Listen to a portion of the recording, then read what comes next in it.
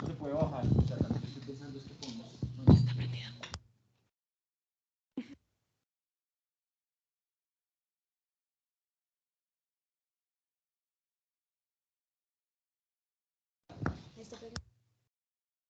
Amarillos. Gracias, Karen. Amarillos.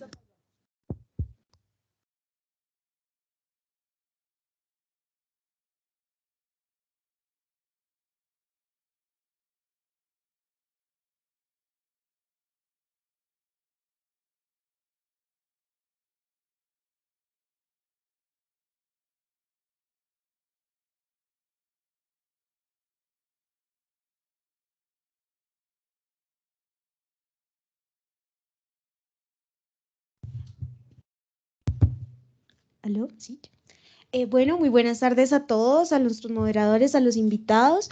Y estamos aquí para justamente esta franja jurisabana denominada porque incumplimos la ley con el doctor Jaime Bermúdez y también para el lanzamiento del challenge por Colombia, específicamente el Pienso Luego Voto, organizado por la Facultad de Derecho y Ciencias Políticas de la Universidad de La Sabana y más específicamente por el Departamento de Teoría Jurídica y de la Constitución de la Facultad.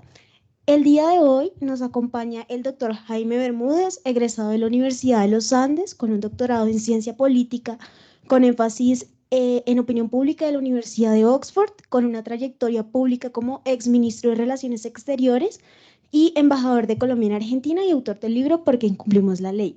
También nos acompaña el doctor Andrés Felipe López Latorre, director del programa de Derecho de la Universidad de La Sabana, egresado de la Universidad del Rosario y con un máster en Leyes en la Universidad de Georgetown y un doctorado en Derecho en la Universidad de Notre Dame. Por parte del Semillero de Fundamentos Filosóficos del Derecho nos acompaña Camilo Osorio, María Alejandra Uribe, Jacobo Gómez, Leonardo Guarín, Gabriela González, Sofía Díaz y quien les habla, Karen Julieta Arroyo Biafra. Tenemos preparadas algunas preguntas claves sobre el libro del doctor Bermúdez para que él como autor nos dé su perspectiva respecto a aquellas preguntas del libro y pues les doy en este momento la palabra al doctor Andrés López. Gracias, Karen. Buenas tardes a todos. Doctor Bermúdez, bienvenido una vez más a la Universidad de La Sabana. Estamos muy contentos de tenerlo acá. Nuestro decano envía sus saludos, pero por razones de salud no puede estar acá. Sabemos que nos están viendo por Teams también, estamos algunas personas en streaming y vamos a entonces, la idea es hacer un formato de conversación real, no fingida, a través de preguntas en un diálogo como un guión, sino esperamos que esto sea lo más natural posible y podamos conversar de las ideas tan interesantes que nos propone el doctor Bermúdez en su libro ¿Por qué incumplimos la ley? La verdad es que yo terminé con más preguntas que con respuestas, lo cual cumplió el cometido el libro, como usted mismo lo propuso. Y yo quisiera comenzar la conversación con dos ideas y dos preguntas. Lo primero es que le voy a dar la palabra primero al doctor Bermúdez, porque seguramente no todos los que están en la audiencia se han leído el libro. Algunos de ustedes, varios de ustedes seguramente saldrán muy emocionados a comprar el libro ahí afuera después de este conversatorio. Además porque las ganancias del libro van a becas escolares, lo dice el mismo libro, así que puede ser interesante hacerlo. Pero entonces de pronto la primera pregunta para el doctor Bermúdez es ¿cuál es su argumento principal dentro del libro? Y después de eso les propongo hacer una serie de comentarios, un par de preguntas y vamos a dejar espacio para que el resto de estudiantes pues haga sus preguntas y comentarios. Entonces, doctor Bermúdez. Gracias, Andrés Felipe. Gracias a la universidad por la invitación. Gracias a usted por estar acá y si quiere apagar está para que no haga ruido. Si quieres cambia el micrófono. ¿Será ese el problema? ¿Aló? ¿Aló? ¿Ahí? ¿Mejor? Bueno. Gracias a la universidad, gracias a la facultad, al departamento, gracias a ustedes, a los que están aquí conmigo. Gracias a Laura Bermúdez, que tomó la iniciativa de organizar esta charla y de invitarme a almorzar. Además pagó la cuenta y todo. Y pues nada, muy contento de estar acá. Usted me pregunta de cuál es el argumento del libro y no se lo voy a decir, para que se lean el libro. Pero sí le voy a contestar de alguna manera, y es, ¿cuál es la relevancia de la pregunta? La relevancia de la pregunta surge, en primer lugar, de una observación personal, pero digamos comprobada por todos los que estamos aquí, todos los que vivimos en este planeta, de cómo nuestro día a día, nuestra vida entera, desde que nacemos hasta que morimos, desde que nos levantamos hasta que nos acostamos, está totalmente reglada. Ustedes están aquí porque pagaron una matrícula que tiene un régimen de derecho que establece cómo se cumplen los contratos y qué pasa cuando no pagan. Yo estoy aquí porque tomé un carro que tiene que circular por la derecha, porque si circula por la izquierda, pues me estrello, pero sobre todo me cobran una multa. Nos levantamos y nos bañamos gracias precisamente a un servicio público, regulado, reglamentado. Cuando nos vamos de vacaciones tenemos que comprar un pasaje o pagar un hotel, que son servicios que también están regulados y controlados de alguna manera. Cuando decimos salir a la calle por las mañanas, pues cumplimos con ciertas reglas básicas, como no salir desnudos, por ejemplo. O cuando llegamos a la oficina, pues no poner los pies encima del escritorio. Todo eso son normas, hasta morirse. Es dificilísimo porque tiene reglas, ¿no? Porque tiene que haber un levantamiento del cadáver, porque tiene que ir una notaría a acreditar que usted se murió, porque tiene que pagar un ataúd y un contrato con la funeraria, etcétera.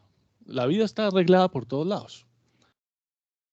Eso por un lado, digamos, es una constatación fáctica. Estamos rodeados de normas de distinta naturaleza. Como hablo en el libro, y esto no es una distinción original mía, sino, digamos, una distinción que ya viene haciendo escuela, estamos reglados por normas morales, por normas sociales y por normas legales. Después podemos entrar a hablar de ese tema en más profundidad. Entonces, por un lado, estamos rodeados de normas. Por otro lado, me llama la atención que en general los humanos, los que estamos aquí, los que vivimos en Colombia, pero también los que viven en Estados Unidos, en Asia o en África, en general cumplimos con la mayoría de esas normas. Hay como una inercia que nos lleva a cumplir.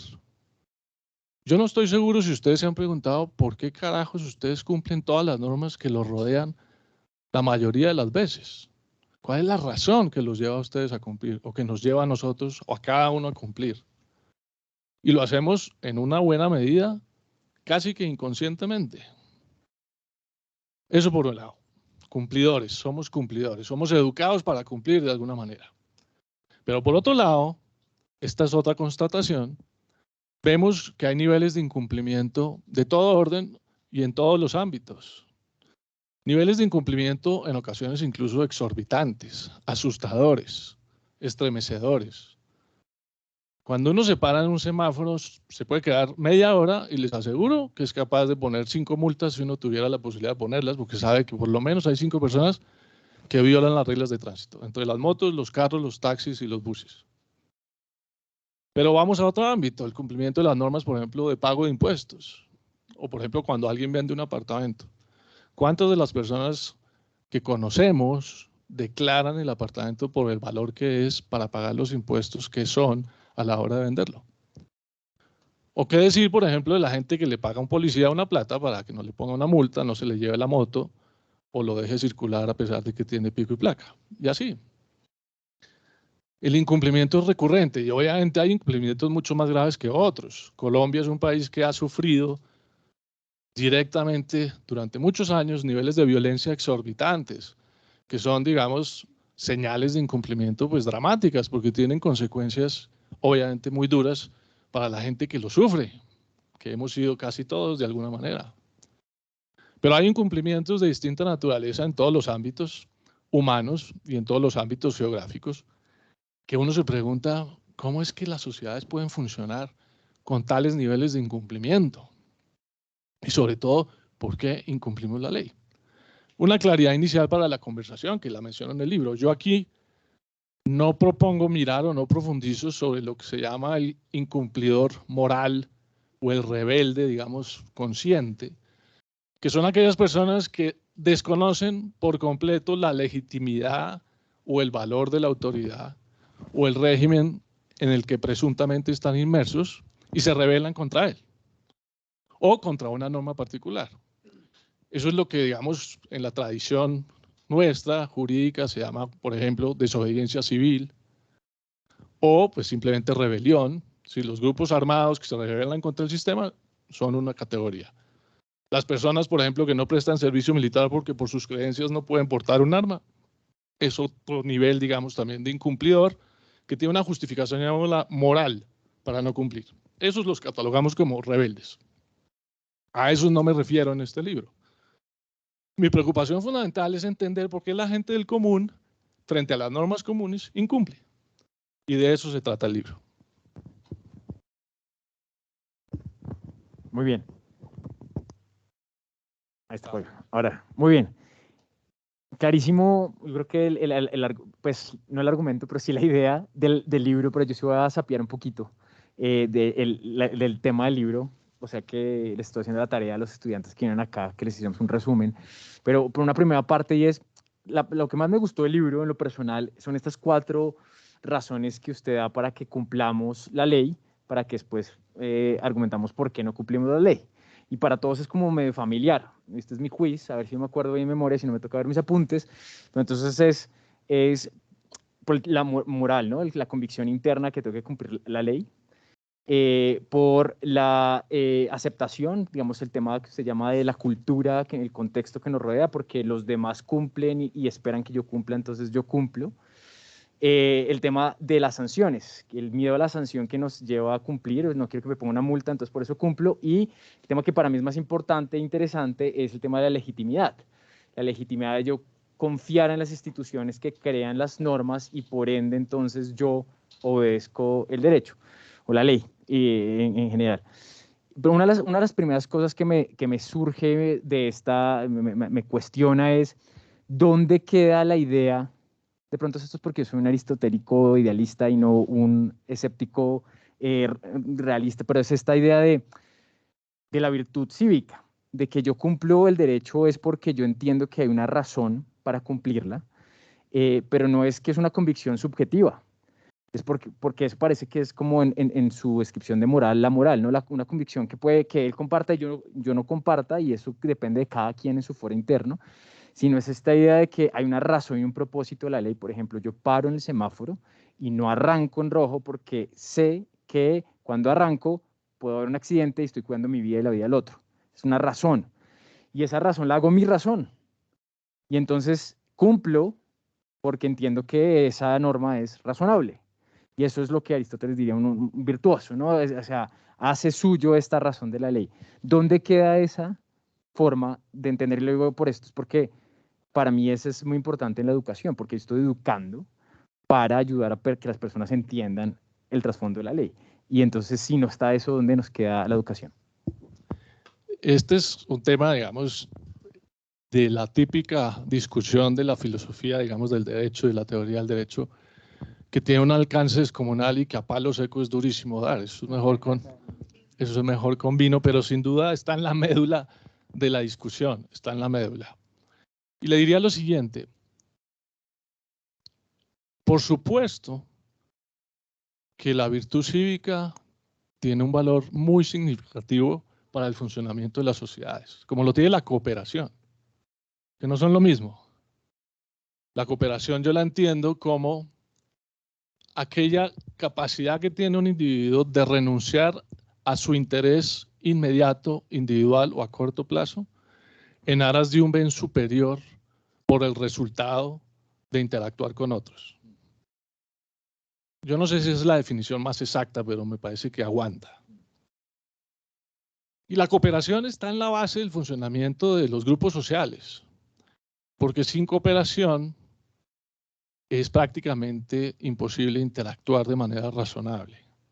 Entonces, por ejemplo, el sentido que tiene hacer fila. Si yo estoy haciendo una fila y veo que todos los que están adelante mío o atrás se cuelan, ¿cuál es mi reacción? Yo digo, ¿por qué yo debo cumplir y hacer filas si los demás se la están brincando y me están pasando por encima olímpicamente? Yo bobo no soy, ni me voy a dejar. Entonces, la próxima vez seguramente ya no hago la fila haciendo turnos, sino brincándome la fila. ¿Qué pasa si yo al llegar, llego de primero o de segundo y hay otra persona atrás Y yo digo, bueno, organicémonos, si respetamos la fila todos salimos antes y sabemos qué esperar del que nos atiende y qué esperar de nosotros mismos. Es más, estoy dispuesto a cederle el paso a usted para que usted pase de primero y yo de segundo. Es muy posible que en la interacción siguiente haya una reacción distinta de ese grupo y haya una proclividad mayor a cooperar. Puede que no, pero es posible. Entonces, la cooperación hace parte también de eso y eso es una discusión en que podemos profundizar más adelante. Pero su pregunta en particular tiene que ver no solamente con una filosofía aristotélica, sino, por ejemplo, Kant también específicamente habla precisamente del tema y es cómo las sociedades y los seres humanos, desde una perspectiva moral, asumimos conductas o principios que consideramos que son universales para todos. Son reglas universalizables, independientemente del contexto y la circunstancia. Bueno, esa es una discusión muy profunda porque también uno puede hacer una crítica, digamos, a Kant o a Aristóteles en ese sentido y quizá esa no es el fondo de lo que queremos discutir. A donde quiero llegar es lo siguiente. En efecto, hay autores que dicen que lo más importante del derecho es el sentido de obligación. Eso es lo que hace que funcione un sistema jurídico, que la gente tenga un sentido de obligación, que es parecido a lo que usted decía. El sentido de obligación es aquella razón por la cual yo me comporto de una manera X porque considero que esa pauta de comportamiento nos conviene y nos abarca a todos, como el ejemplo del tránsito. Si yo paro en un semáforo a medianoche, no hay carros en ese cruce, el semáforo está en rojo pero no hay nadie y no hay ningún policía, ¿cuál es la razón que me lleva o lleva a un sujeto a parar, detenerse y esperar a que el semáforo se ponga en verde?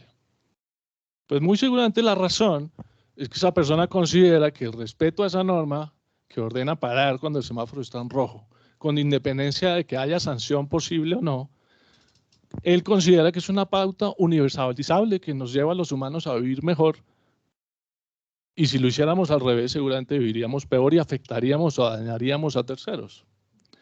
Ese es un típico principio kantiano. Ahora, eso tiene un problema, o la pregunta, digamos, que se hace el libro es, ¿eso es algo transcultural? Es decir, todas las culturas y todos los ámbitos sociales y políticos parten de ahí. Y obviamente la observación parece decir lo contrario. Hay países y culturas que en general yo las llamo, las menciono en el libro, que son más estrictas que otras. Y hay países y culturas o sociedades que tienen, por ejemplo, otro concepto que se llama la norma social de cumplimiento, y es la aceptación in genere a que las leyes son para cumplirlas, independientemente del contenido e incluso independientemente de que yo no haya votado por quien la expide, o incluso que esté en contra, porque no estoy de acuerdo con el gobierno de turno, y sin embargo acepto que esas normas las debo acatar. No todas las sociedades tienen eso. Hay unas que sí, más arraigado que otras. Por ejemplo, esta idea de lo del semáforo es un ejemplo muy bonito que trae con frecuencia a un autor que se llama Herbert Hart, que fue profesor de filosofía del derecho en Oxford por muchos años, muy célebre. Tiene un libro muy bello que se llama El concepto del derecho. Es un ladrillo, eso sí, pero es un libro maravilloso. Y ese concepto lo trae él. Y yo me preguntaba, bueno, pero ¿ese concepto es aplicable para todas las culturas? No creo. ¿Ustedes creen sinceramente que en Colombia, en Argentina, en Bolivia, en Costa Rica, en algunas partes de Estados Unidos, etcétera, existe ese principio, digamos, de pauta universal y que la gente considera que hay que parar porque nos conviene a todos? Pues no parece. De nuevo el ejemplo del semáforo en Colombia, pues nos parece mostrar evidencias en contrario. Entonces, resumiría la respuesta de la siguiente manera. Creo que hay un trasfondo cultural que podemos también profundizar, muy importante. Hay culturas más laxas y más flexibles, donde esa actitud, podemos llamar moral, pero también podemos llamar social, de respeto a las normas, en unos casos es más fuerte que en otros, en sociedades es más presente que en otras, pero con frecuencia hay muchas culturas, sociedades y ámbitos sociales donde ese principio no existe. Y cuando no existe, pues por supuesto el cumplimiento a la ley es mucho más difícil, porque la capacidad sancionatoria del derecho no es lo que define la naturaleza del cumplimiento necesaria y exclusivamente. Ahí dejo en punta el tema. Yo le compro completamente esta última parte que acaba de decir, además porque aquí veo algunos estudiantes de Derecho Internacional, yo doy Derecho Internacional en esta clase y en esta universidad, y una de las primeras cosas que hablamos, pues es la gran crítica de que el derecho internacional no existe porque es política cubierta, porque los estados en realidad hacen lo que quieren cuando les conviene, y el derecho internacional pues en realidad son compromisos, políticas, o en si acaso de pronto una moral, unos compromisos morales, pero eso no es derecho. La gran crítica es pues porque no hay sanciones, o no hay sanciones como el derecho nacional, y entonces eso no es derecho. Usted fue canciller de Colombia, estuvo trabajando en la creación del derecho internacional. ¿Qué piensa sobre eso? ¿El derecho internacional es derecho? Y más interesante aún es que me encanta su visión. Esto es lo que yo pienso.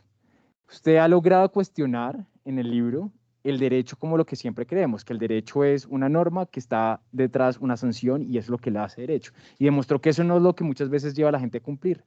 De hecho, muchas veces ante la ausencia de sanción hay más cumplimiento por el tema cultural, por ejemplo. Eso quiere decir que puede que en el derecho internacional pase lo mismo. Puede haber un mayor cumplimiento sin necesidad de sanción por otras razones culturales que ahora, desde una visión macro, van a ser diferentes que en la sociedad. ¿Qué opinión tiene sobre eso? Es mi última pregunta para que los estudiantes puedan preguntar.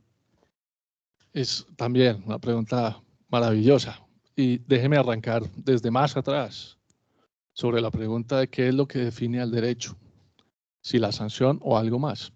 Entonces uno se pregunta, si la sanción es lo que define el derecho, ¿qué pasa con esos ámbitos, grupos sociales o personas que cumplen el derecho aún con independencia de que puedan o no ser sancionados? De que sepan que no hay posibilidad real física de que sean cogidos o sancionados y aún así cumplen con la ley. Y eso pasa mucho, eso pasa muchísimo. Les doy ejemplos. El consumo de droga, supongamos que fuera legal, o al revés, que fuera ilegal. Mejor el ejemplo a la inversa. Uno puede moralmente no tener reproche por consumir. Uno puede tener un ámbito social cercano que le parezca bien consumir y la ley lo prohíbe. ¿Ustedes creen que existe la capacidad real del Estado de sancionar a todos los consumidores en ese ámbito? No. Y mucha gente decide no consumir pudiendo hacerlo. Puede ser por razones morales, puede ser por razones sociales, porque su entorno de pronto lo rechaza si consume, su familia, sus amigos, o puede que no, pero al final decide cumplir la ley. Más ejemplos. ¿Qué es lo que hace que una misma ley se cumpla de maneras distintas en distintos países? ¿A ustedes no les pasa que cuando llegan a Estados Unidos de pronto les cambia el chip? Y entonces se ponen nerviosos cuando pasan migración y cuando manejan el carro dicen, yo no me puedo volar un semáforo aquí ni loco. Pero ¿qué hace que la misma ley en Estados Unidos sea incumplida en Colombia? Igualita. ¿O qué hace que una norma que se cumple en Suiza sea incumplida en Brasil? La misma norma. Las normas de la puntualidad, por ejemplo, son normas que son normas sociales. Y en Colombia existe la ley del cuarto en la universidad. ¿Aquí todavía la aplican? En mi época sí. Cuando el profesor no llegaba a los 15 minutos, uno se iba. Se llamaba la ley del cuarto. A mí nunca me la han aplicado. En Suiza, eso no existe. A nadie se le ocurre aplicar la ley del cuarto porque todo el mundo llega puntual. Pero es la misma norma, hay que ser puntuales. Aquí la aplicamos distinto. Hay un texto muy bonito que cito en el libro de un argentino que hace una comparación del sistema fiscal y tributario entre Argentina y Chile, mostrando cómo la estructura de esos dos sistemas es básicamente la misma en términos del contenido de las normas. Y sin embargo, la forma como lo cumple un país o el otro es radicalmente distinta. Bueno, esto para decir, o para ilustrar, y podemos seguir ilustrando más, cómo en últimas la sanción es lo que define realmente el cumplimiento mayoritario del derecho. Porque la evidencia muestra que hay muchos cumplimientos aún con independencia de la posibilidad de ser sancionado, o porque hay un convencimiento interno, o porque hay una norma social que yo creo es el criterio fundamental por el cual la gente cumple las normas y el derecho. Una norma social es aquella expectativa que tenemos de que los demás van a cumplir o de que los demás esperan que yo cumpla. Cuando ese criterio existe, cuando ese sentimiento existe, cuando ese parámetro existe socialmente en nuestro entorno relevante, desde mi punto de vista es el incentivo mayor para cumplir con la norma, no necesariamente la sanción. Ahora, claramente, en todas las sociedades hay incumplidores, en todos los grupos sociales hay incumplidores, y frente a eso también hay que tener respuestas, como es la sanción o otro tipo de reacciones. Pero usted me hizo una pregunta específica y es, ¿el derecho internacional es derecho o no es derecho? Entonces arranco por el final. Pues yo no creo que lo que defina el derecho sea la capacidad de sancionar. Creo que la capacidad de sancionar es un aspecto importante, no menor, muy importante en el derecho, pero no exclusivo. Porque el sentido de obligación o la expectativa de que los demás cumplirán con esa norma hace parte también de la estructura necesaria del acatamiento del derecho. Si eso es así, entonces miremos el derecho internacional en esa perspectiva, no solamente desde el punto de vista sancionatorio, con muchas complejidades. En efecto, en los grupos sociales como una universidad o una ONG o un club deportivo, en general la gente cumple con las normas o los reglamentos internos porque son grupos homogéneos, porque la decisión de participar es voluntaria, uno se incorpora porque quiere, y entonces uno se acoge a esas reglas porque quiere de alguna manera. Puede que no las conozca todos, pero supone que esas reglas deben funcionar, como cuando a uno le gusta el fútbol y va y juega fútbol y dice, bueno, a mí me gusta, entonces yo respeto las reglas. Pero la mayoría de las veces nosotros como ciudadanos y en el ámbito internacional, la gente se ve obligada a convivir con esas normas. No es una aceptación voluntaria, consciente, pensada, razonada, anticipada. No, no, no. Uno nace en una ciudad, en un pueblo, en un lugar, en un país y generalmente tiene que vivir ahí y tiene unos vecinos o unos países vecinos que no escogió. Ni puede escoger ni puede cambiar. Y le toca aguantarse. Y ahí es donde el tema se vuelve más complejo. Y ahí, digamos, me acerco a la idea que usted menciona y es, ¿no será que el derecho internacional es una práctica velada de poder que simplemente usa un discurso para legitimar comportamientos, pero el más fuerte es el que decide si ese derecho se aplica o no? Bueno, eso no es muy lejano del derecho en general, porque también hay teorías muy fuertes de crítica al derecho como una, digamos, un sistema de control social de los más poderosos frente a los más débiles. Y uno podría, no necesariamente Marx, uno podría, en efecto, además, darle la razón en muchos ámbitos. Uno encuentra legislaciones o regulaciones discriminatorias sin ninguna justificación. Bueno, pero en el ámbito internacional eso se vuelve más patético y dramático. Entonces yo le diría, yo creo que si aceptamos una pseudo definición como la que yo trato de decir, que el derecho no es solo la sanción, sino el otro conjunto de normas, pues uno diría que en el derecho internacional se cumple una parte importante de eso. Y hay organismos multilaterales que ayudan a que eso sea así, y obviamente las intervenciones de, por ejemplo, la Corte Internacional de Justicia tienen relevancia en muchos ámbitos para muchos países. Colombia en este momento, por ejemplo, está con 2 procesos en la Corte Internacional de Justicia. Colombia ha dicho, yo no reconozco el fallo que define los límites de Colombia y Nicaragua, porque los límites en Colombia se definen mediante tratados aprobados por el Congreso. Eso no es un desconocimiento necesariamente del derecho internacional, pero sí genera una discusión del alcance de una decisión de la Corte Internacional de Justicia en un ámbito concreto. Y ahí entonces empieza uno a discutir, bueno, ¿y qué pasa con, digamos, los países que hacen parte del Consejo de Seguridad de las Naciones Unidas? Rusia, China. ¿Ellos cumplen o no con el derecho internacional? Y uno podría entrar a discusiones ahí complejas. Entonces la respuesta corta es, yo sí creo que el derecho internacional puede ser catalogado como derecho, no entendido como simplemente la capacidad de sancionar al que incumple, sino en un contexto más amplio de normas, digamos, sociales, en este caso de convivencia entre los estados, medianamente razonable, y un sistema que prevé algunas sanciones con cierta capacidad relativa de implementar las sanciones en caso de incumplimiento. En todo caso, es un derecho bastante imperfecto. ¿Quieren ustedes entonces arrancar? ¿Sí me escuchó? Ok, entonces, bueno, yo soy María Camila Osorio y muchísimas gracias Andrés y al doctor Bermúdez pues por estas preguntas introductorias. Ahora la idea es enfocarnos un poco más en los capítulos del libro y pues en este momento voy a tratar el capítulo número 1, sumisos y desobedientes. Y bueno, doctor Bermúdez, yo veía que en el capítulo 1 usted desarrollaba una crítica al sistema educativo, que muchas veces el fin último del sistema educativo era enseñar a obedecer sin mayores cuestionamientos. Esta idea me pareció muy interesante y me pareció más interesante cómo luego la traslada a nivel estatal, a nivel institucional. Y lo hace a partir de una figura de obediencia jerárquica. Entonces a mí me gustaría que desarrollara un poco esta figura y nos comentara pues si considera que tiene algunos peligros o cuáles serían sus consecuencias.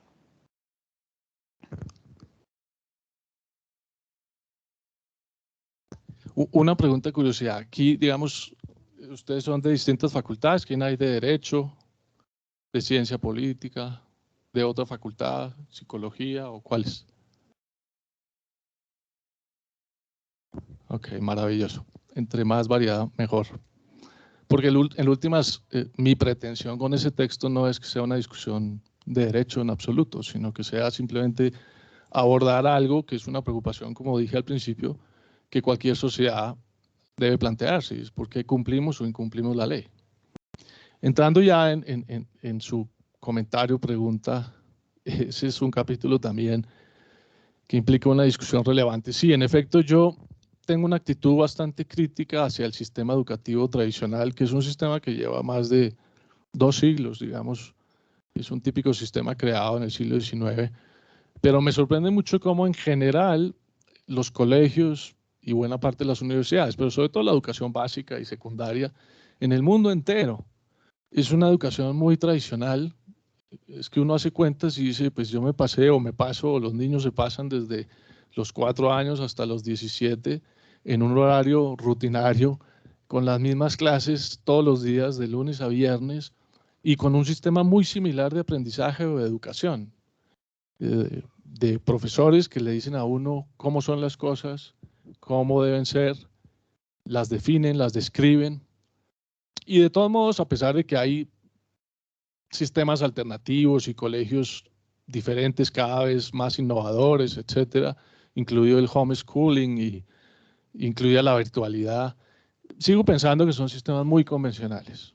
Además lo vivo en carne propia porque tengo un hijo que es genial, pero es un loco, que no se adapta en ningún sistema y ya va para el 3er colegio. Le estaba contando a Laura que a los 2 meses de empezar el año pasado se iba tirando 7 materias, a los 3 iba perdiendo 9, y no es porque él sea bruto, es simplemente porque el sistema no le da lo que él necesita para lo que funciona su cerebro y su personalidad. Y creo que en el universo, en el mundo, hay miles y miles de personas así.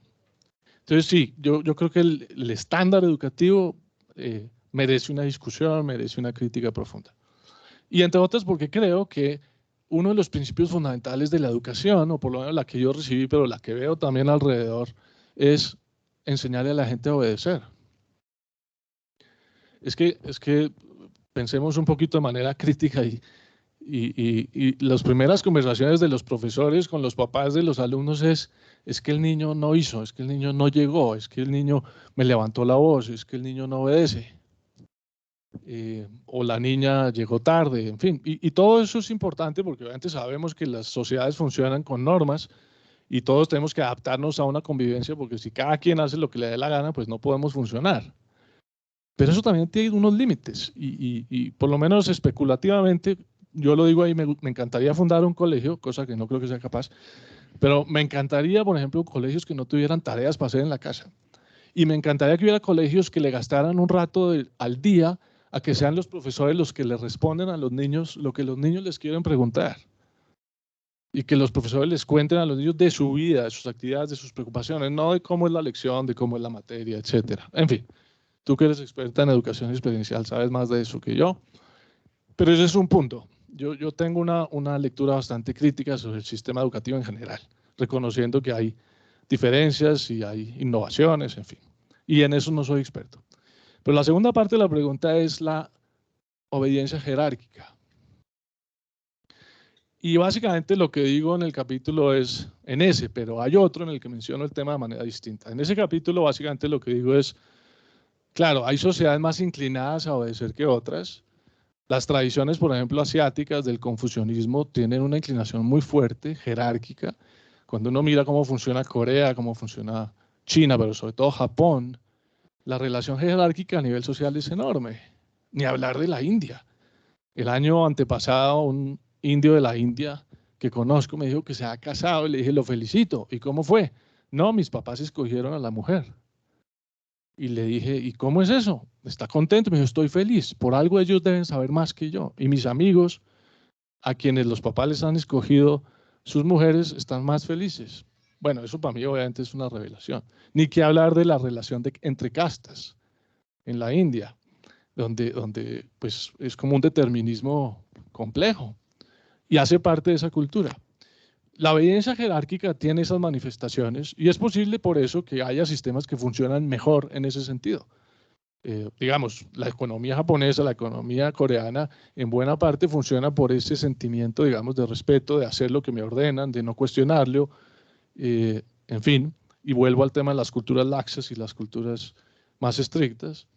Y contrario a eso, hay sociedades mucho más desordenadas, más espontáneas, menos jerarquizadas, donde a veces la innovación aflora más, la improvisación es más parte del día a día y se generan cosas nuevas, distintas, y esas mezclas tienen consecuencias diferentes. Pero lo que menciono como preocupación es que si bien la obediencia jerárquica ha permitido a organizaciones, países, estados, religiones, ejércitos, etcétera, iglesias, funcionar, me parece también, y aquí salto al último capítulo, que estamos en una época de transición cultural vinculada a una pérdida de las jerarquías sociales. Y eso lo podemos profundizar en más detalle más adelante y de pronto a alguno de ustedes le tocó el último capítulo. Entonces le voy a chiviar la pregunta, pero no del todo. Pero básicamente le diría, yo creo que por diversas razones que voy a anunciar, estamos en esa etapa de transición cultural que va a durar y lleva durando varios años, en la cual ya no vamos a tener una relación jerárquica superior-inferior, sino unas relaciones mucho más horizontales. Y eso se ve y se manifiesta en cosas como, obviamente, lo que permiten las redes, es decir, Uber, Airbnb, son relaciones no jerárquicas de compañías que le dicen a la gente qué comprar y qué hacer, sino entre gente anónima que confía los unos a los otros y así funciona. Toda esta tendencia del Bitcoin, pero basada en blockchain, es básicamente eso. Es que las personas definan autónomamente lo que le pasan a otra persona y esa otra persona y confía en lo que la otra persona le pasó, no porque se lo diga a alguien de arriba con una narrativa inspiradora, sino porque lo consideran igual. Y así funcionan. Esa transformación cultural también se ve en la migración enorme que ha tenido lugar en el siglo XX y en el siglo XXI, porque claro, cuando hay migración, las tensiones sociales y las normas sociales y los referentes culturales se fracturan. Gente que viene de otro lugar, de otra tradición, de otras costumbres, de otras lenguas, entran a convivir en una cultura distinta. El fenómeno hispánico en los Estados Unidos del siglo pasado, que ya empieza a ser la minoría más significativa, estamos hablando de 40 millones de personas en un país de 200 tantas, tiene que generar una mutación cultural muy importante como la está generando. Y bueno, hay otros ejemplos, digamos, que apuntan hacia allá. En ese capítulo inicial menciona un tema, y es con lo que quiero cerrar la respuesta, a pesar de que es un poco vaga. Hablo de los riesgos de la obediencia jerárquica y hay experimentos que menciono ahí, pero tal vez uno que les puede servir es la discusión sobre el holocausto nazi y el juicio a Eichmann, que fue un general encargado obviamente de matar a muchos judíos y llevarlos a los hornos y a las cámaras de gas. Este Eichmann fue juzgado en Israel en el año 61. Y una autora alemana muy importante, Hannah Arendt, filósofa, escribió sobre eso. Fue allá y escribió para el New York Times un artículo y elaboró a partir de ahí una teoría que se llama la banalidad del mal. Y es como las personas no son monstruos, los asesinos o criminales como Eichmann, pero podemos usar ejemplos también diversos que conocemos más cerca, como los asesinos o los criminales más horripilantes no es que hayan nacido con una deformidad psicológica o mental, no es que sean personas por naturaleza perversas, sino que hacen parte, por ejemplo, de organizaciones y estructuras que los llevan a volverse unos burócratas de órdenes, por más ilegítimas o perversas que sean. Y esa es la banalidad del mal de la cual habla Hannah Arendt. Y solo cito un libro que les sugiero también, que es muy interesante, que se llama La paradoja de la bondad. Es un autor que se llama Richard Whatman, que habla también de cómo las personas más perversas son capaces de tener también actos de empatía y de cariño. Y esa ambigüedad de las personas, por ejemplo, un criminal que puede tratar bien a su mascota, o puede darle regalos a sus hijos y quererlos hasta el infinito, o puede rezar por las noches a quien quiera rezarle, pero al mismo tiempo ser capaz de asesinar.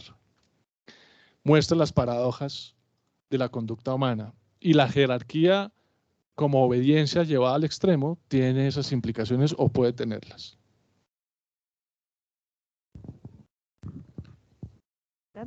Ya. Ok, bueno, en principio comparto totalmente la preocupación por pues este modelo del sistema educativo y pues respecto a la segunda parte, que realmente es una reflexión muy interesante de tratar, pues esperemos que llegue mi compañera del último capítulo para que pueda ahondar más sobre el tema. Sin embargo, en este primer capítulo yo tenía otra pregunta y justamente se relaciona un poco a lo que estabas comentando, y es que desarrollas bastantes fenómenos tanto de obediencia como de desobediencia. Las personas, no sé, sumisas o el que incumple naturalmente. Y a mí me surgía la duda de si existe un justo medio cuando se habla de obedecer. También, pues mientras hablabas y respondías las preguntas de Andrés, como un poco esta idea aristotélica, virtuosa, o cómo podemos realmente ver que estamos obedeciendo correctamente. Inclusive desarrollas una parte que es el consentimiento en la obediencia, pero aún así luce imperfecto. Entonces, pues quería preguntarte este tema. Sí, estoy gozando mucho la discusión porque pues, son los temas que tocan con la médula, obviamente, de lo que pretendo tratar en el libro. Y como dice Andrés, y lo digo yo en el libro, mi propósito es seguramente generar más preguntas que respuestas. Primero por mi incapacidad personal, digamos, de no conocer todos los ámbitos de la discusión, pero también porque son temas muy complejos y que además han implicado debates de miles y miles de textos, de miles y miles de personas y de miles y miles de años. Entonces, estar en esta discusión pues es maravilloso y es una discusión profunda. Tal vez un comentario que quisiera hacer para enmarcar la respuesta. El libro no pretende sugerir que si todos cumpliéramos viviríamos mejor. Es una paradoja. Y les voy a explicar por qué. Es muy posible que cuando haya sociedades o grupos sociales o países o ciudades o ámbitos más pequeños donde haya una armonía entre normas morales, normas sociales y normas legales, donde coincidan, digamos, en lo que mandan, haya mayor armonía social. Claro, si una persona, por ejemplo, cree que es moralmente malo robar o bajar música sin licencia, y a su alrededor la gente también le dice, oiga, no, si usted baja música sin licencia por internet, le está robando a los autores, a los productores, a los cantantes, no lo haga. Y yo no lo voy a hacer, entonces no lo haga. Y si además hay una sanción, digamos, legal que le dice, oiga, si usted lo hace, yo lo detecto y le voy a poner una multa, pues sí, todo eso coincide y seguramente eso ayuda a que se cumpla con esa norma de no, digamos, descargar música ilegal en internet. Y eso generaría una cierta armonía entre todas esas normas. Caso distinto, como lo dije, es si no hay remordimiento moral por hacerlo, si el grupo social dice hágalo, no sea pendejo, y si la norma dice no lo haga porque es ilegal, pues seguramente lo va a hacer, porque el Estado no tiene la capacidad de sancionar a todos los que bajen música ilegal, y porque su entorno le dice hágalo, que es una maravilla, lo que uno consigue ahí es buenísimo, además hacemos unas fiestas geniales y además es gratis, en fin. Entonces, pues eso genera una secuencia que claramente genera tensión entre las normas y genera tensión entre los individuos. Y si uno lleva eso al tema, por ejemplo, de pagar impuestos o al tema de matar, o lo que sucede en barrios complejos con mafias, donde no hay rechazo social a ir armado, sino al contrario, eso da estatus y se aplaude. Entonces ahí la norma social va directamente en contra de una norma legal y genera una tensión muy compleja que la mayoría de las veces deriva en un incumplimiento de la norma legal porque no hay una norma social que lo rechace. Eso para decir que, en efecto, si hubiera armonía entre las normas, seguramente habría más cumplimiento entre las normas sociales y las legales y las morales. Pero detrás de esa armonía se pueden esconder también injusticias manifiestas. Y le voy a dar ejemplos. Hubo épocas, no hace muchos años, donde casarse por segunda vez era delito, sin haber anulado el primer matrimonio, concubinato. Y estaba prohibido por la ley, y por la ley penal, además. En Colombia había gente que se iba a casar a Panamá, porque si se casaba en Colombia podía tener consecuencias penales. ¿O qué me dicen de la esclavitud? En la época de la esclavitud, las normas morales decían que era permitido, las normas sociales lo veían y lo promovían como algo razonable, y las normas legales pues tampoco lo prohibían. Y en esa época había armonía social, pero había una injusticia exorbitante. La discriminación contra la mujer histórica, por ejemplo. Hubo épocas donde moralmente era bien visto, donde socialmente era más promovido y donde legalmente, por supuesto, estaba avalado.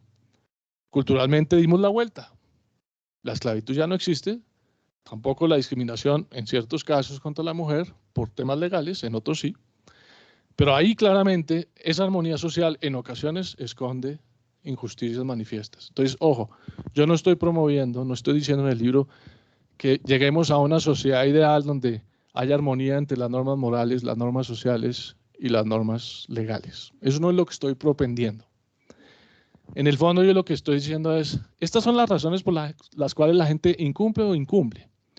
Soy muy crítico, obviamente, frente al sistema. Creo que los ciudadanos debemos ser muy críticos y preguntarnos permanentemente cómo comportarnos, a pesar de que nos dejemos llevar por la inercia. Y sobre todo creo que lo que hay que construir, y esto puede ser una de las conclusiones al final de esta discusión, es un capital social que propenda por la cooperación, aún con independencia de la sanción propiamente dicha. Entonces su pregunta particular fue, ¿cuál es el punto medio de la obediencia? No tengo respuesta, porque creo que depende del contexto, del entorno y de la situación. Mi única respuesta es, en la medida que podamos, mantengamos una actitud crítica frente a las normas. Pero si vamos a ser críticos frente a las normas, pensemos cómo debemos legitimar nuestra posición y cómo podemos promover la cooperación a pesar de esa actitud crítica. Yo no creo que debamos ser obedientes per se. Creo que hay enormes injusticias, arbitrariedades y manifestaciones de inoperancia jurídica en las leyes, frente a las cuales tenemos que ser críticos.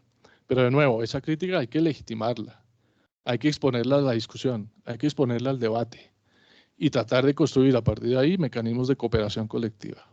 No sé si te sirve algo. Sí, muchas gracias.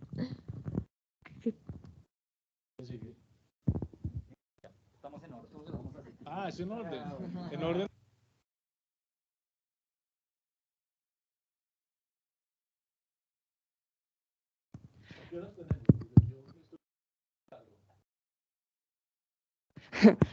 Bueno,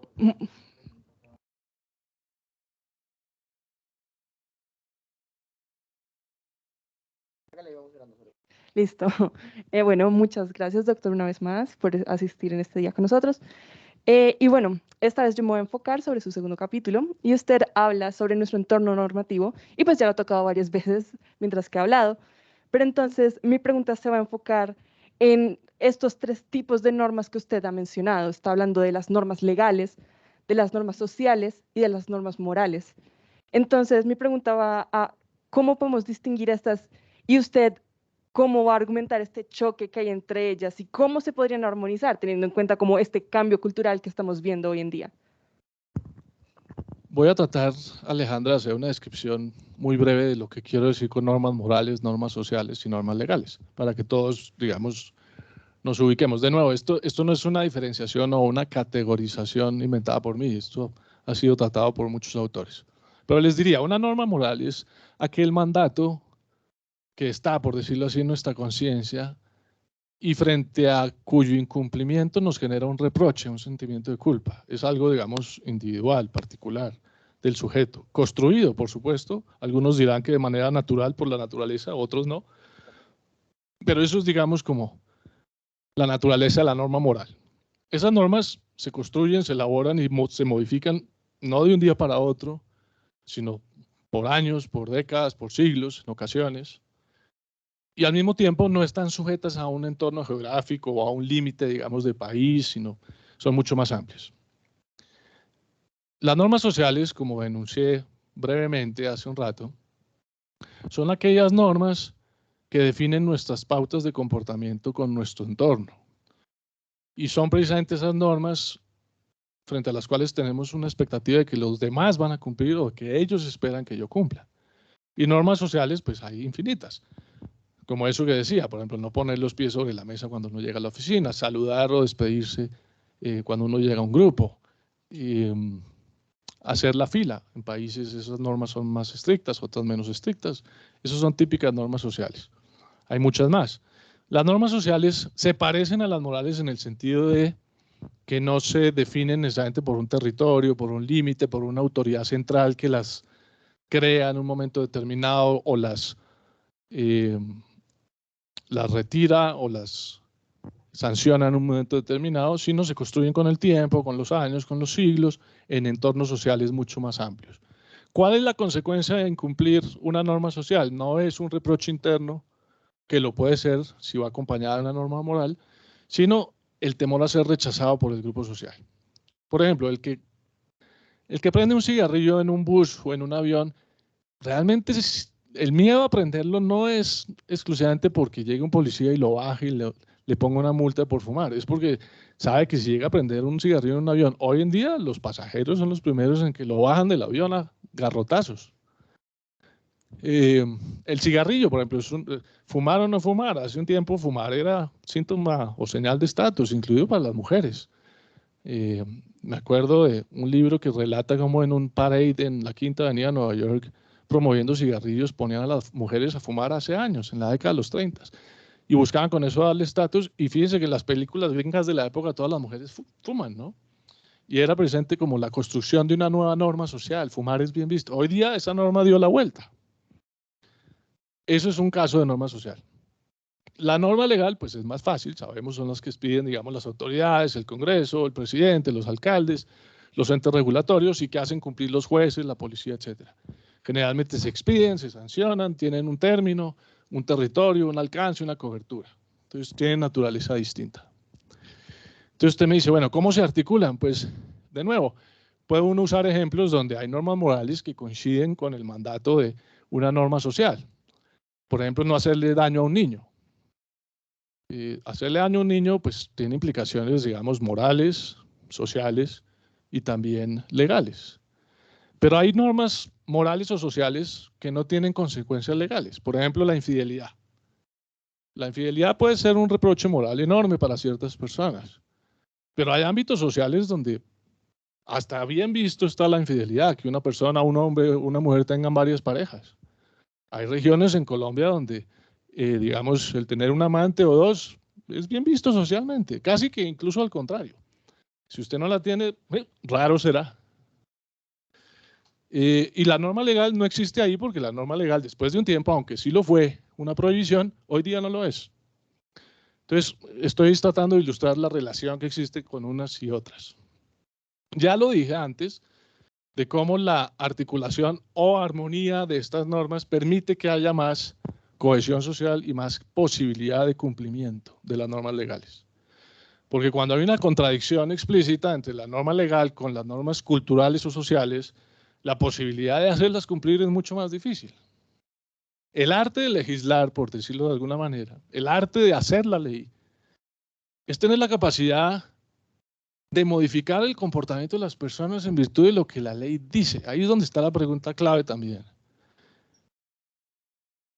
Pero nos ocurre, y lo vemos permanentemente, de que hay miles y miles de normas que, a pesar de que son expedidas, enunciadas, comunicadas en debida forma, no alteran para nada el comportamiento de la gente. Porque no les dice nada. Porque no activa los botones de su comportamiento social. Y ahí es donde las ciencias del comportamiento tienen mucho para mirar y profundizar. Mucho. Y por eso es que incluso a veces se habla de populismo normativo.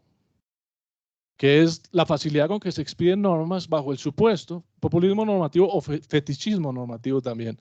Es un término que se está usando en Colombia a raíz de un libro de Julieta Lemaitre, que lo que dice es, solo por expedir la norma la gente cree que es suficiente para que los demás modifiquen su comportamiento. Y eso es totalmente falso. Miles y miles de normas legales se expiden con facilidad, sin ningún costo, porque suponen que con eso es suficiente para modificar el comportamiento de la gente. Fíjense en los sistemas fiscales, en los regímenes impositivos. La verdad es que el incumplimiento es muy alto en muchos países y creen que por modificar una norma X o Y van a alterar ese comportamiento para que la gente pague. Y no es necesariamente por ahí. En cambio, hay experimentos muy atractivos, y voy a citar solo un par, por ejemplo, de cómo al cobrar impuestos, o perdón, servicios como la luz o la energía, o al buscar la reducción de consumo de energía o de gas, por ejemplo, en ciertos lugares del mundo, lo que se está haciendo es, cuando le llega a usted el recibo de la luz o del gas, aplicar distintas metodologías. Una, que le diga en su recibo, con esta plata vamos a crear unas escuelas con lo que nos quede el remanente de lo que nos cuesta operar el sistema, por ejemplo. Digamos, un propósito ulterior a simplemente pagar el servicio. En otros casos, si usted no paga, la multa de incumplimiento a tal fecha es de tanto. Pero en esos experimentos han utilizado, por ejemplo, usted seguramente no lo sabe, señor o señora, pero el 80% del barrio en el que usted vive, La Soledad, Rosales, Palo Sexto, etcétera, está pagando puntualmente el servicio o está ahorrando el 70% de consumo de agua o de gas. Y al mirar los indicadores de cumplimiento, los que más están funcionando son estos últimos. Y es cuando la gente pone en evidencia que los demás están cumpliendo o que los demás, por lo tanto, esperan que usted cumpla. No es la sanción, no es ni siquiera el propósito, que puede ser un motivador importante para cierta gente, pero sí el entorno de referencia y la manera como se comporta. Ahí, digamos, hay un componente importante de armonización entre las normas sociales y las normas legales. Yo acogería la propuesta suya, de que para que todos puedan preguntar y podamos, y si nos alcanza, volvemos a hacer la vuelta. ¿Les parece? Bueno. Sí, muchas gracias por su respuesta. Sí, esto, ¿aló? Sí, me oyen bien, gracias. Bueno, mi nombre es Jacobo Gómez Posada. A mí me corresponde hablar del tercer capítulo, el cumplimiento de la ley. Se llama el capítulo muy cercano al título del libro. A mí me llama la atención los últimos dos apartados en los que usted menciona tanto la ley y la comunicación, al igual que el diseño de la ley. Me gustaría de pronto que pudiéramos profundizar un poco en la relación entre esos dos y sobre todo en los ámbitos del lenguaje que se utiliza para legislar y la relación que tiene el lenguaje con el cumplimiento. Tenemos regímenes como el régimen fiscal, que tiene un lenguaje increíblemente técnico y que si usted pues, no tiene un especialista, no, muy probablemente ni siquiera sepa qué es lo que le está ordenando para que usted lo pueda cumplir. Pero al mismo tiempo, tampoco podemos imaginarnos un régimen fiscal que sea increíblemente simplista, porque pues evidentemente hay unas necesidades de especificidad que la ley debe tener para que podamos entender. Parece que hay una balanza entre lo que la ley nos ordena, la forma como lo está ordenando y la capacidad que tiene de hacernos entender lo que nos está ordenando. En ese sentido, la pregunta es, ¿cómo cree usted que podríamos o cuál es la manera adecuada de balancear esos aspectos para el cumplimiento de la ley? No lo sé. Entremos en más profundidad. Los que están en derecho seguramente conocen una máxima jurídica que dice la ignorancia de la ley no sirve de excusa. Los que no están en derecho creo que la entienden perfectamente. Y es, uno no puede decir que porque no conoce la ley, entonces no la cumple. Entonces imagínense que ustedes llegan a Estados Unidos, cogen un carro y van por una autopista o por una ciudad a 70 millas por hora. Los para el policía. Ay, señor policía, es que yo no sabía que el límite de velocidad aquí era 30 millas. No funciona. No funciona. Nadie nos va a aceptar eso. Y ese es un principio o una máxima pues, que ha permitido la estabilidad del sistema jurídico, porque obviamente alegar que uno no conoce para poder incumplir, pues permite ya todo tipo de violaciones y de trampas, etcétera, etcétera. No obstante que esa es una máxima jurídica que ha permitido que los sistemas legales y jurídicos funcionen, también es una ficción. Porque cuando uno habla de normas básicas, como pues no agredir a los otros, o no matar, o no robar, pues es más o menos comprensible. Pero cuando uno empieza a hablar, por ejemplo, del tema de las tarifas impositivas, o el tema de los aranceles, o del régimen de la competencia, o del derecho de familia, digamos, en casos particulares de cómo se liquida una sociedad conyugal, pues ahí la cosa se empieza a complicar, ¿no? Y los niveles de conocimiento sobre esas materias pues son mucho más sofisticados, y por eso las sociedades se inventan a los abogados, y a los abogados especialistas, y a los tributaristas, y a los contadores, y a la DIAN, y al Ministerio de Hacienda, a toda la gente que tiene que poner a operar ese sistema. Entonces ahí es donde aparece la discusión sobre la comunicación y sobre la técnica jurídica, que tiene mucho que ver ya con la implementación y la aplicación de leyes particulares. En términos generales, voy a hacer unos enunciados sobre la comunicación. Cuando uno da una orden, normalmente en las sociedades contemporáneas la orden jerárquica ya no funciona igual, porque usted tiene que explicar por qué esa orden y no otra. Cuando usted es un juez y emite una sentencia y usted resuelve un caso, por ejemplo, de divorcio o de límites en una frontera o de límites en una finca, usted tiene que justificar por qué tomó esa decisión y no otra. Porque si no, entonces, ¿cuál es el nivel de acatamiento razonable por parte de los afectados? Pues es mucho más marginal. Cuando usted expide una norma, por ejemplo, si usted es el Congreso y expide la norma de cadena perpetua para violadores de niños, no basta simplemente con decir por qué, tiene que explicar el sentido, el alcance, el propósito y la justificación. Hay que justificar las normas, lo mismo que las sentencias y las acciones de la autoridad. No pueden ser arbitrarias, no pueden ser porque sí. Y eso es un elemento muy importante que va desde lo grande hasta lo pequeño, porque claro, cuando somos ciudadanos, como todos los que estamos aquí de a pie, unos con más conocimiento, con menos conocimiento del derecho y de todas esas normas que hablamos, pues es una maraña incomprensible. Gracias a Dios nos comportamos también acríticamente, es decir, con esa inercia. Digo gracias a Dios porque si no, no podríamos vivir. Sin embargo, la comunicación sigue siendo un elemento crítico para justificar por qué esa norma y no otra, por qué esa decisión y no otra, por qué esa sentencia y no otra. La comunicación es clave. Es clave obviamente en las políticas públicas, pero es clave también para el cumplimiento de la ley. Y eso se junta con el tema de la técnica jurídica. Y claro, cuando uno entra en ámbitos más complejos como los que mencioné, impuestos, régimen de aduanas, aranceles, y así uno podría traer una cantidad de ejemplos, pues el tema se complica aún más.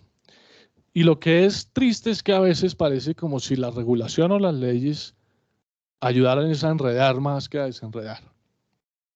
Y yo creo que eso tiene un origen.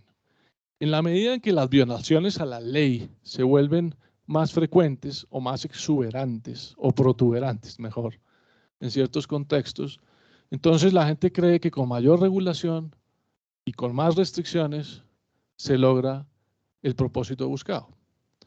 Entonces, si ustedes miran el sistema bancario norteamericano, por ejemplo, los que conocen de eso dicen que esa vaina es inentendible, inexplicable e insoportable.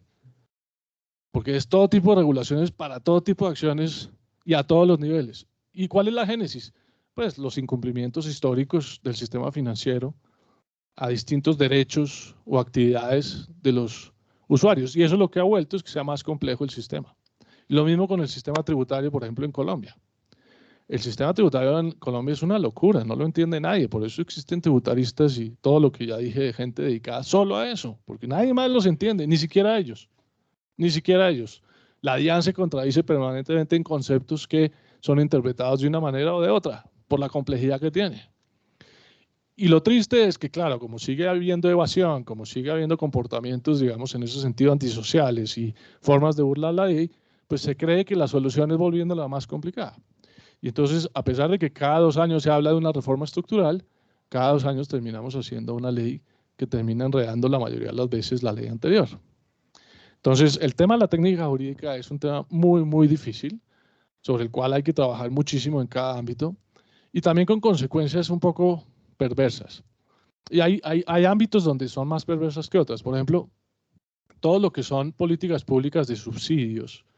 En ocasiones la perversidad se va a que lo que se pretende solucionar, por ejemplo, que es que los niños puedan ir a la escuela pagándole un subsidio a una madre, a veces se pasó por la historia de darle los subsidios a quien no correspondía. Solamente con el tiempo, los organismos que subsidian entendieron que las mujeres son más responsables que los hombres en esas familias para administrar los recursos y su preocupación para que los hijos fueran a la escuela era mayor que la de los padres. Y ahí dieron el tránsito a asignar los recursos a las mujeres cabeza de familia. Pero históricamente esos recursos también se perdieron muchos años hasta que se entendió eso. Y eso pasa no solo en Colombia, en la India pasó durante mucho tiempo subsidios a la alimentación en épocas de escasez, donde el Estado subsidiaba las tasas, pero los acaparadores se quedaban con el producto, decían que estaba agotado y después lo vendían ya más caro. Entonces, el tema del diseño, de la ley, es un tema crítico, complejo, que requiere de especialistas. ¿Qué hacemos?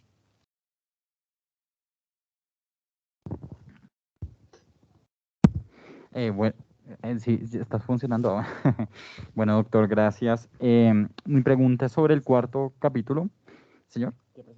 Bueno, mi nombre es Leonardo Guarín, soy ya estudiante, ya terminé materias.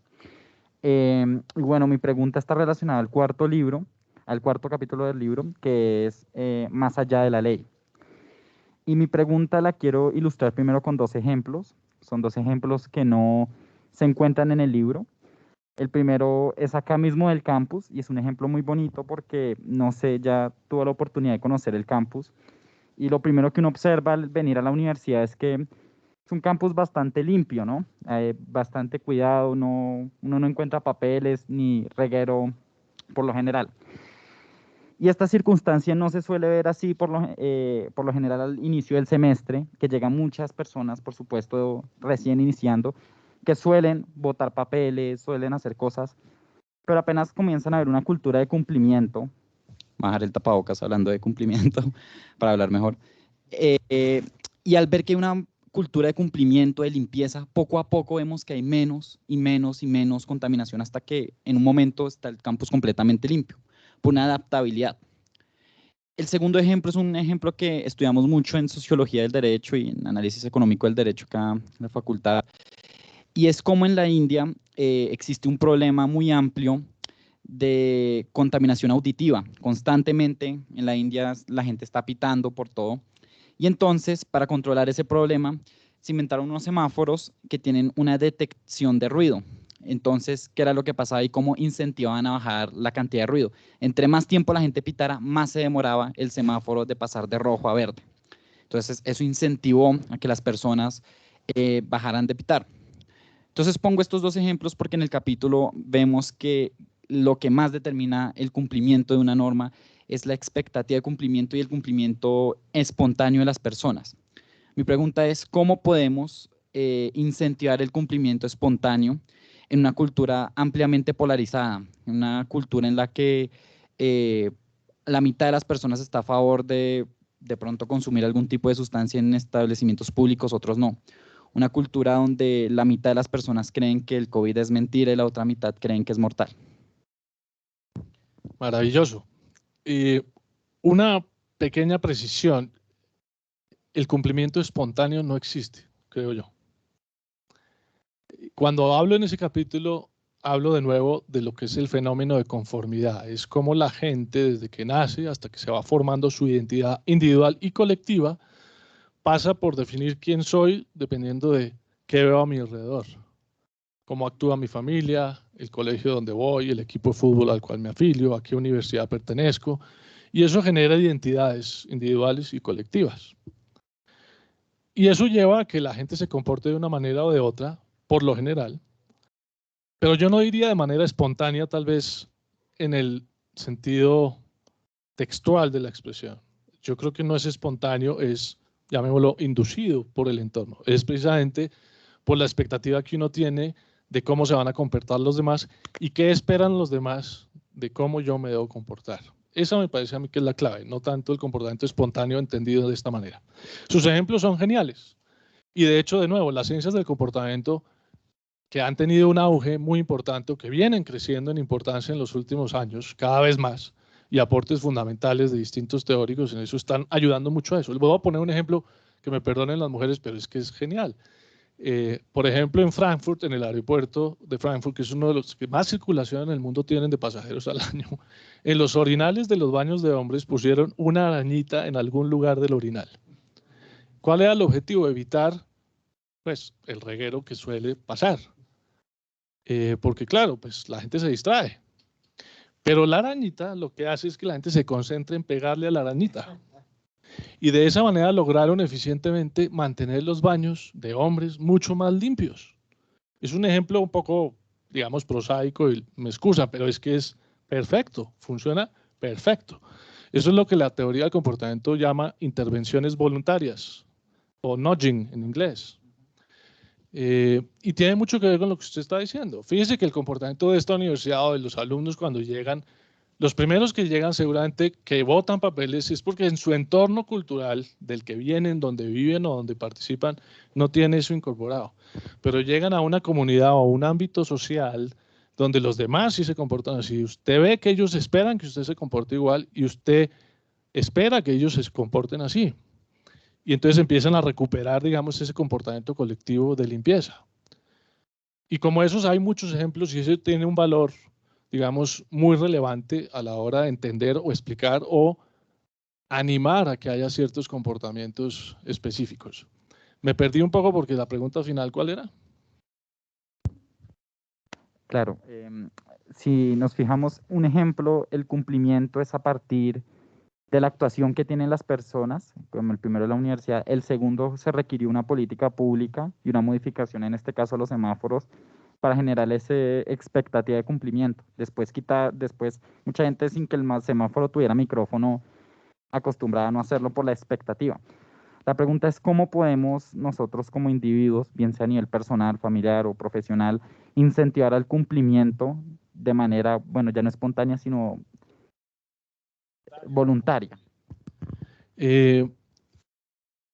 No, su pregunta era incluso peor, porque usted dijo cómo es posible lograr comportamientos colectivos homogéneos que respondan a normas cuando hay polarización, grupos sociales antagónicos, etcétera. Sí, con esa variable. Le salió mejor la primera vez, porque le pega también a un problema y a una complejidad que estamos viviendo, que trato en los últimos capítulos del libro.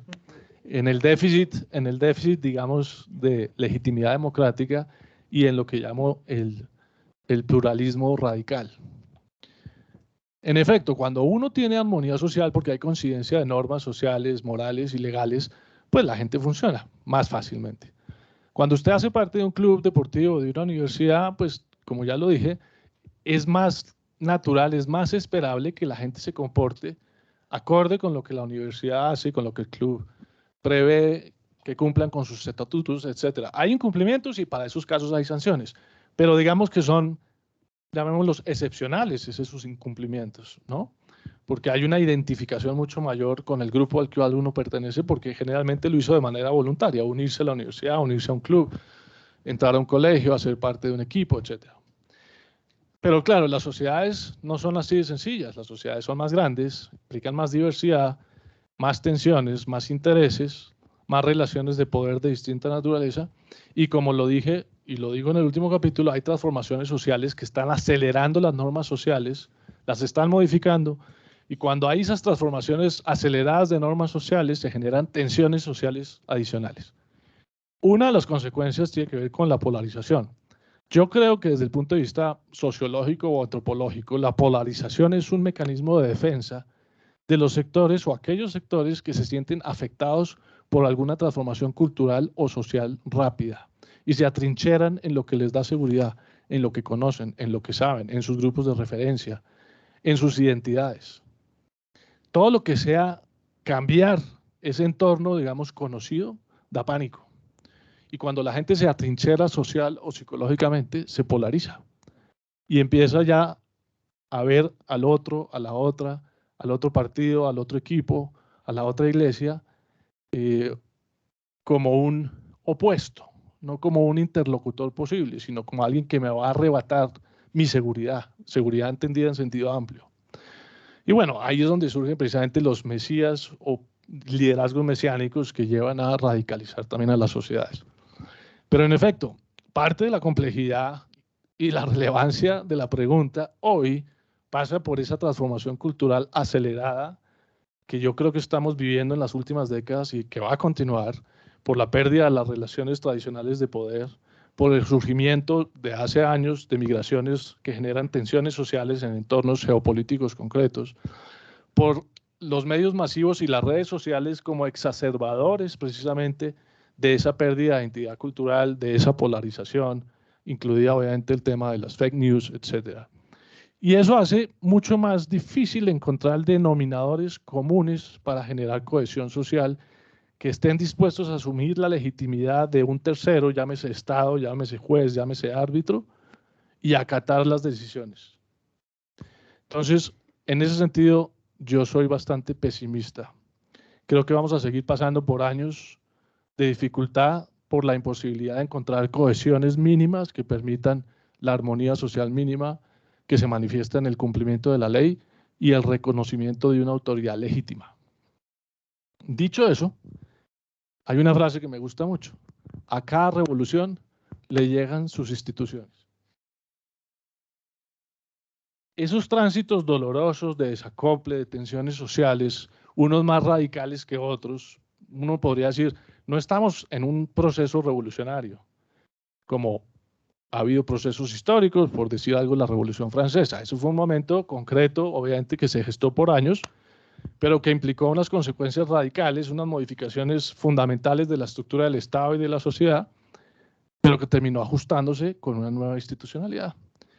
Aplicado al momento que estamos viviendo, yo no creo que podamos decir que estamos transitando por una revolución como tal, pero sí creo que hay una transformación social y cultural muy acelerada que está precisamente teniendo como consecuencia lo que ya dije, pérdida de legitimidad, incapacidad de cohesión social, etcétera, radicalización, etcétera, y nos va a tomar años para que esa revolución, entre comillas, encuentre sus instituciones. Y ahí voy a dejar un comentario para el siguiente capítulo, que es parte de esa dificultad que tenemos es lo que ahí menciono como el déficit de legitimidad democrática.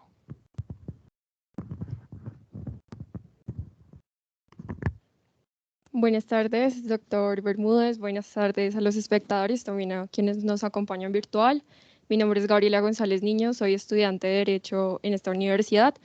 Y efectivamente, hablando de la legitimidad, yo creo que mi primer comentario sería que, al igual que el doctor López, también fue mi capítulo favorito. Me parece muy valioso que al inicio del libro se habla sobre todo desde las razones y las causas más obvias de la legitimidad, de por qué cumplimos con la ley, y luego se pasan unas razones de teóricos del derecho para finalmente terminar hablando de la fragmentación de esta legitimidad. Me parece que de todas formas estos teóricos vivieron hace unos 40 o 50 años y el doctor Bermúdez a través del libro nos presenta unas razones un poco más actualizadas y contemporáneas del incumplimiento de la ley. Y dirigiéndolo más a mi pregunta, dentro de este análisis de la legitimidad en cuanto a la legitimidad democrática, el doctor habla de esta parte de la teoría del derecho que nos dice el punto de vista interno y externo del derecho. En el punto de vista interno, quizá nosotros cumplimos la ley por una creencia generalizada del bien común, de que cumpliendo la ley todos vamos a alcanzar de alguna manera un bien. Entonces mi pregunta, doctor, es relacionada con ese bien común y también con lo que usted habla del contrato social, de ese concepto de que todos cedemos una parte de nuestras libertades para que otro las proteja y que para tener como tal esa protección debemos tener un mínimo de racionalidad. Entonces, esa creencia del bien común y un mínimo de racionalidad. Mi pregunta es, ¿cómo podríamos nosotros los jóvenes tener ese mínimo de racionalidad o tener ese mínimo de información que se requiere para que las instituciones y las personas que están en esas instituciones por las cuales votamos sean legítimas? Híjole. Muchas gracias por la pregunta. Estoy tratando es como de digerir por dónde la enfoco, porque en efecto tocaste diversos temas. Tal vez voy a arrancar por lo siguiente. Voy a tratar de definir la legitimidad para beneficio de todos, independientemente de los que conozcan el tema o estén más cercanos al tema o no. De manera simplista, la legitimidad es la razón por la cual yo siento que la orden, el mandato, el juicio o la decisión de una autoridad debe ser acatada por mí y por los demás. Es un reconocimiento, digamos, de la validez, de la justificación, del origen y en últimas de la confianza que yo tengo hacia esa autoridad, ese tercero, ese árbitro, ese juez, ese policía, ese alcalde, etc. ¿Se entiende más o menos? Eso es una, digamos, simple definición de legitimidad. ¿Por qué es importante la legitimidad? Pues me parece que surge de manera natural la respuesta. Y es, para yo acatar un mandato, una ley, una norma, un decreto, o una orden de un juez, o una orden de un policía, pues una parte importante tiene que ver con lo que ordena la ley o el mandato, lo que dice, lo que me pone a hacer, lo que me prohíbe. Pero otra parte importante es que yo crea en esa persona, que yo confíe en esa persona, que yo confíe en el juez, que yo confíe en el árbitro, que yo confíe en el gobernante. Dicho de otra manera, si yo desconfío por distintas razones de ese gobernante, de ese juez, de ese árbitro, es mucho menos probable que yo esté dispuesto a acatar la norma. Si yo entro a jugar un partido de fútbol y sospecho que el árbitro es corrupto, que le pagaron, mi actitud en el partido es distinta. Si yo llego a una corte y sospecho que el juez es corrupto, mi actitud es distinta y mi manera de aproximar el caso es distinta y seguramente cuando hay una decisión, mi reacción va a ser muy distinta. Si yo creo que el gobierno de turno no tiene legitimidad porque es ineficiente, ineficaz, corrupto, todo lo que queramos, pues mi disposición a aceptar lo que ese gobierno dice, promueve, las políticas que impulsa, pues es mucho menor. Esa es la relevancia de manera simplista de la legitimidad. Es fundamental. Entonces, claro, tú mencionas muchos temas, pero al final haces una pregunta concreta y es ¿cómo podemos los jóvenes promover un mínimo de racionalidad para que logremos construir o reconstruir una legitimidad? ¿Cierto? ¿Es algo así? Sí, exactamente la pregunta. Bueno,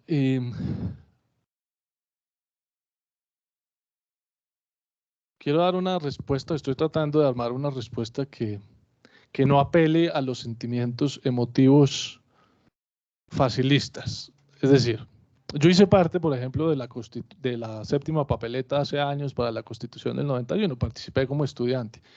Y creo que el papel de los estudiantes en eso tiene un valor descomunal. Es más, yo diría, todos los que estamos aquí en la universidad o en cualquier universidad o tenemos acceso a ese nivel de educación y a esa capacidad crítica que se supone debemos adquirir en la universidad, tenemos una responsabilidad social mucho mayor que los que no tienen esa posibilidad.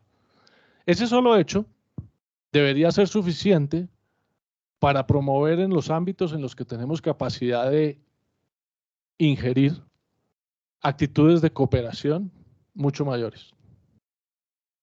Y cuando digo de cooperación me refiero quizá a lo que usted habla como racionalidad. Aquí estoy equiparando lo que no es equiparable, pero para mí la racionalidad en la discusión que estamos teniendo es la capacidad de decir, ojo, si yo solo le apuesto a mi beneficio personal en el corto plazo, de pronto termino haciéndome más daño que si sacrifico un beneficio a corto plazo para construir un capital social mayor en beneficio de más personas. Les voy a dar un ejemplo muy bonito. Una vez le preguntaba, esto ya es un mito histórico que no sé si es verdad o no, pero no importa. Una vez un profesor japonés de la Universidad Nacional, dice el mito, le preguntaron, bueno, díganos, profesor, ¿quién es más inteligente, un colombiano o un japonés? Y entonces él dijo, pues yo creo que es más inteligente el colombiano.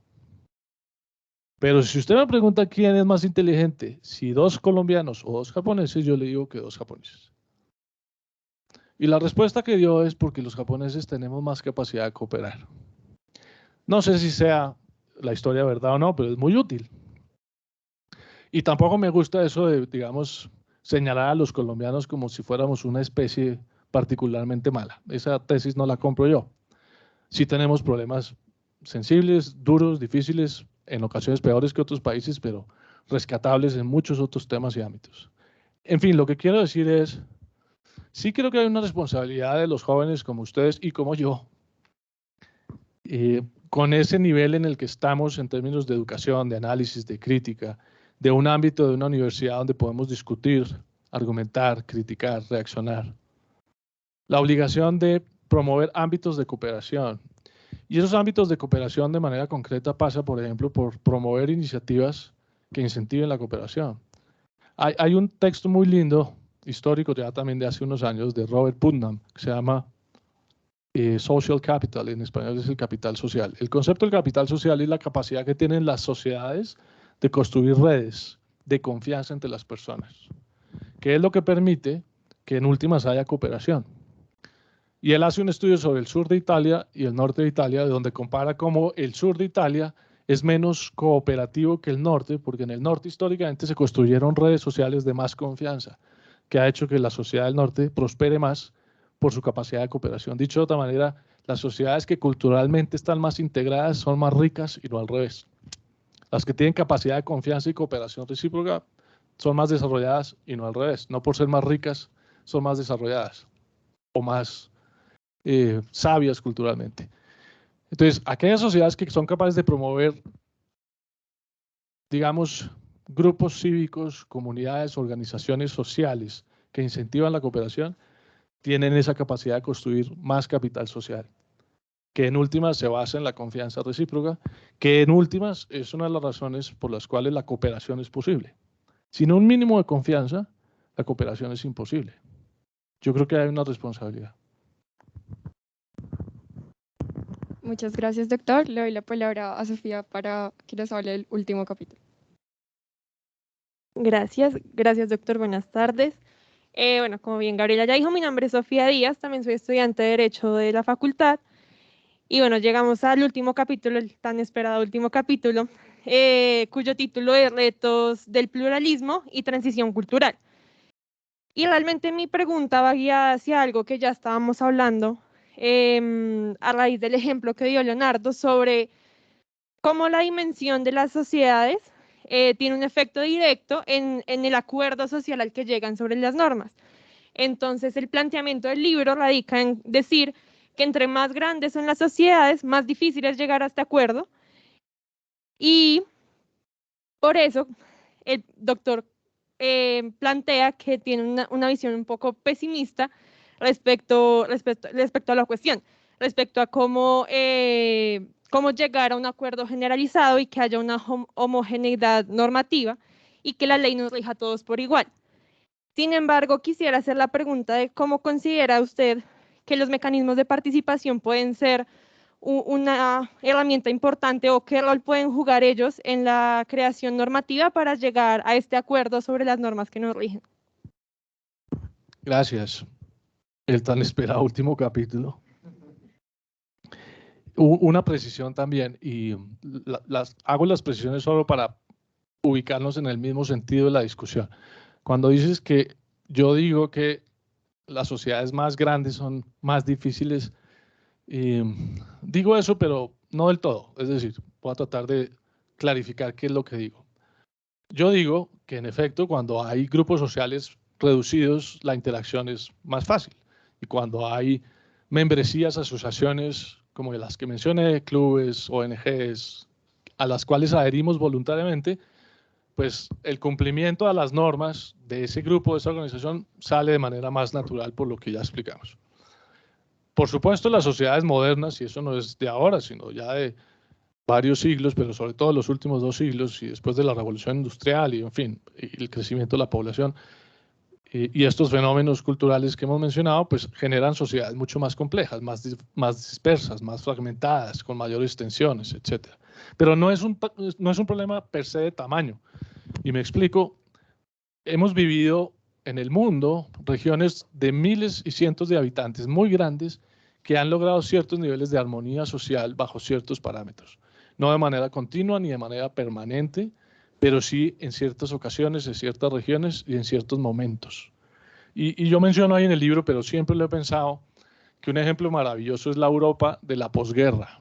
En Europa, después de la guerra, de la Segunda Guerra Mundial, han convivido países de culturas radicalmente opuestas, incluso donde hay musulmanes con cristianos, incluso donde hay radicales de izquierda con radicales de derecha, donde hay pro-Unión Europea o acabar con la Unión Europea, donde hay tradiciones culturales diversas, etcétera, etcétera.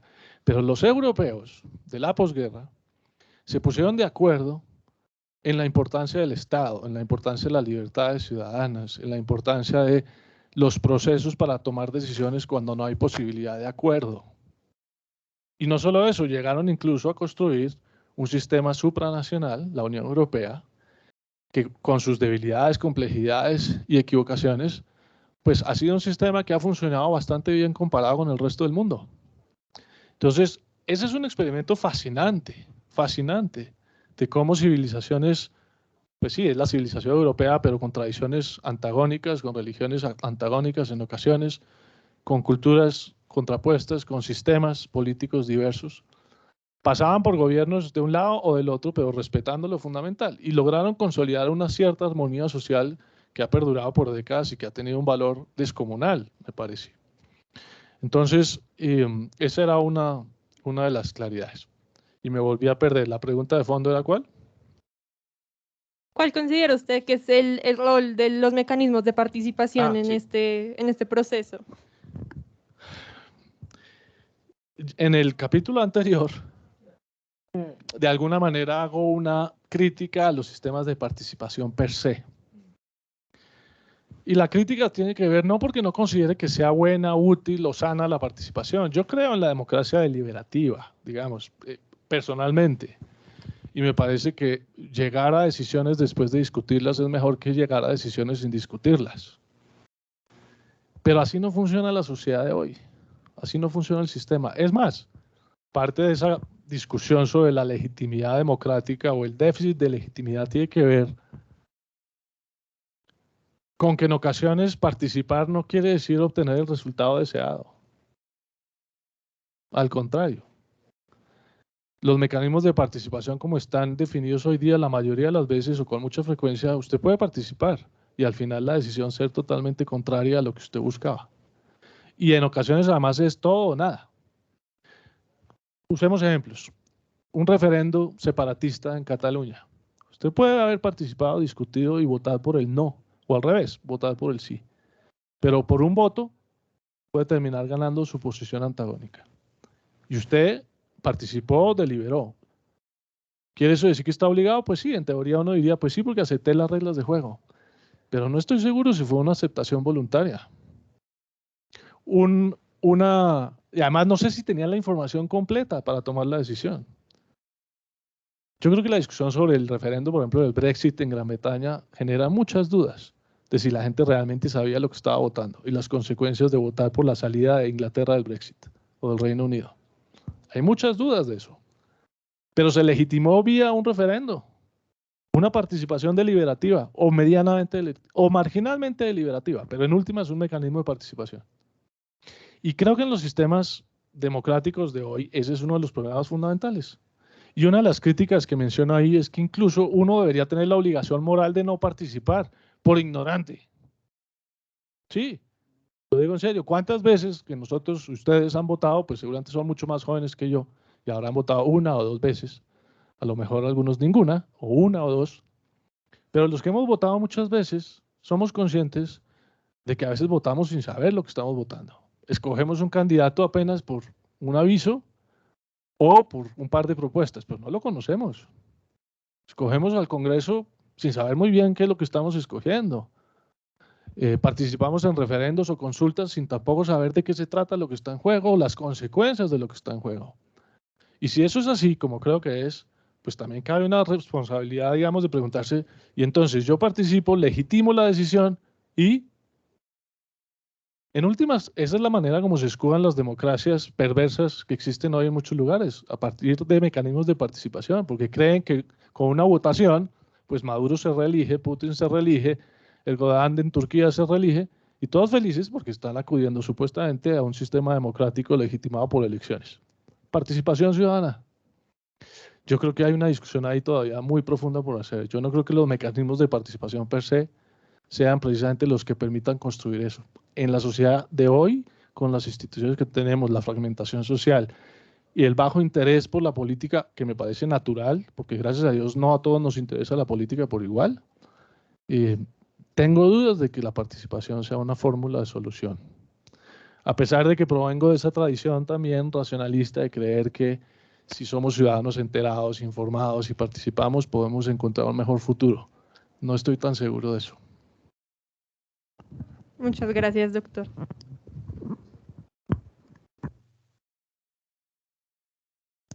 Hemos llegado hacia el final del libro, o sea, ya no hay más capítulos que comentaron, entonces no hay más estudiantes, porque si no, si hubiera escrito 12, imagínense. Pero lo primero que quiero decir es gracias a los estudiantes que participaron voluntariamente y gracias al profesor Sergio Morales, que ha estado detrás de esta coordinación de este evento, y de Laura Bermúdez, también.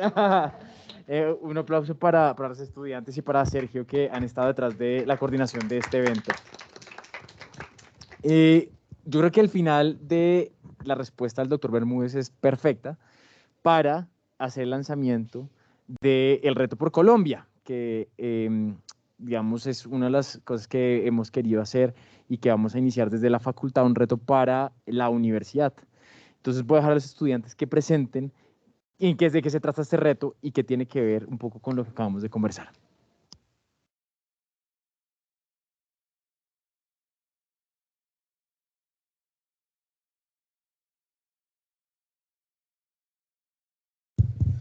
¿Me escuchan? Sí, ya, ¿me escuchan bien?